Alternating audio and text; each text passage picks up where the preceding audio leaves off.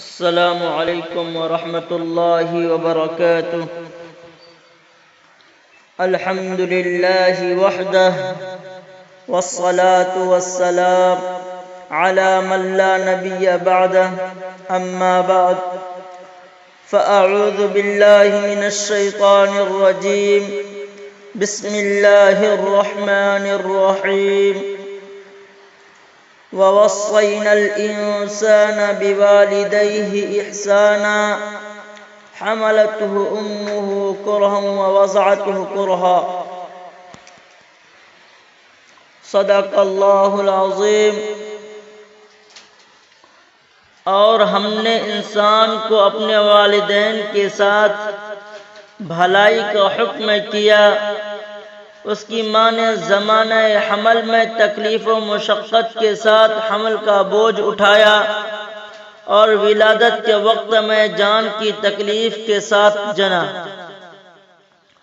محترم سامعین اور میرے دینی بھائیوں اور دوستو، قرآن مقدس میں اللہ رب العزت نے کئی جگہ اپنی عبادت اور اپنے حق کے ساتھ والدین کے حق کا بھی ذکر فرمایا، اور جہاں مالک ارض السماوات والارض خالق کائنات نے اپنی عبادت کی تاکید فرمائی ہے، وہاں والدین کے ساتھ حسن سلوک اور رواداری کی بھی تاکید فرمائی ہے۔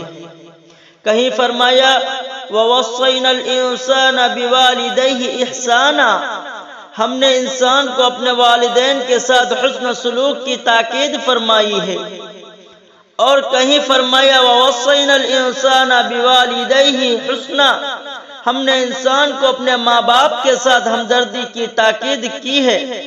الغرض والدین کا حق اولاد کے اوپر اللہ کے بعد دوسری نمبر پر ہے، اس لیے کہ اللہ تبارک و تعالی موجود حقیقی ہے اور عالم اسباب میں والدین اپنے اولاد کے وجود کا سبب ظاہر ہے، اس لیے اللہ تعالیٰ نے جگہ جگہ ماں باپ کے حقوق کی اہمیت کی تاکید فرمائی ہے۔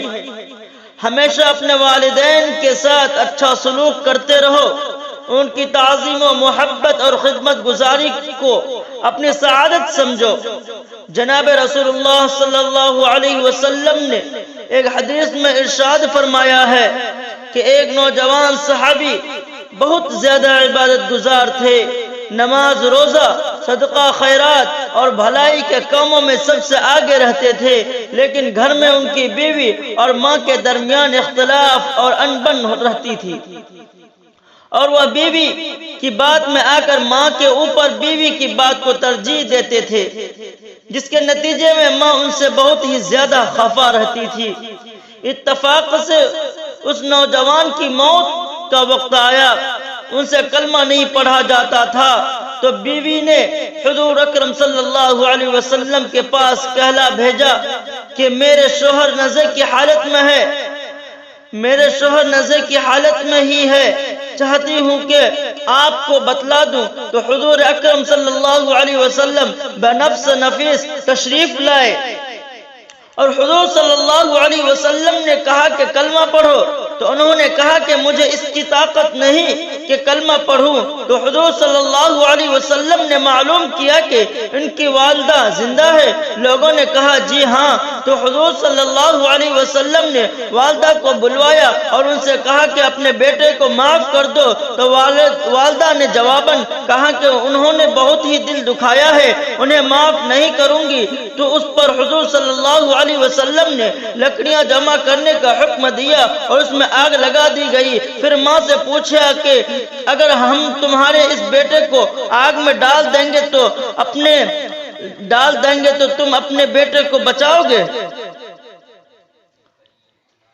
بچانے کی سفارش کرو گے؟ ماں نے کہا تو حضور صلی اللہ علیہ وسلم نے فرمایا کہ جہنم کی آگ سے کہیں زیادہ سخت ہے، جب تمہیں اس آگ میں جلنا گوارا نہیں تو اس سے کہے کہ زیادہ سخت ترین آگ، جہاں اس سے زیادہ سخت ترین آگ میں جلنا کیسے گوارا ہے، لہٰذا تم اپنے بیٹے کو یا تو معاف کر دو ورنہ ہم ان کو تمہارے سامنے اس آگ میں جلا دیں گے۔ اس پر ماں نے کہا یا رسول اللہ، آپ گواہ رہیے میں نے اپنے بیٹے کو معاف کر دیا اور اس سے راضی ہوں۔ اس کے بعد آپ صلی اللہ علیہ وسلم نے بیٹے سے کہا کہ کلمہ پڑھو، تو انہوں نے کلمہ پڑھا۔ محترم سامعین، آپ نے دیکھا کہ ماں باپ کی ناراضگی اولاد کے لیے کتنے خطرناک ہے، اور اولاد اپنے جگہ خواہ کتنا عبادت گزار اور نیک صالح کیوں نہ ہو، مگر ماں باپ کی ناراضگی سے کلمہ تک نصیب نہیں ہوتا ہے۔ لیکن آج کا نوجوان جب اس کو جوانی آتی ہے تو اس نے والدین کو کیا صلہ دیا یہی نہ کہ بیوی کے کہنے سے ان کی بے عزتی، ان کے گھر سے الگ کر دیا، ان پر جیون تنگ کر دیا، ان کے دل دکھانے کے لیے بیوی کی زبان اور زیورات کے تحفظ دیا، دکانوں اور دفتر سے آ کر خود والدین پر ظلم و ستم کے پہاڑ توڑے۔ ارے والدین کو اپنے کندھوں کا بوجھ سمجھنے والوں اور خوبصورت کوٹھی کے لیے ان کو عیب سمجھنے والوں، ذرا اس حدیث پر غور کرو کہ جنہوں نے اپنے والدین کی نافرمانی کی دنیا ہی میں اللہ تعالیٰ نے کیسی سزا دی۔ اس لیے عزم کرو کہ انشاءاللہ والدین کی خدمت ہر حال میں کرنی چاہیے۔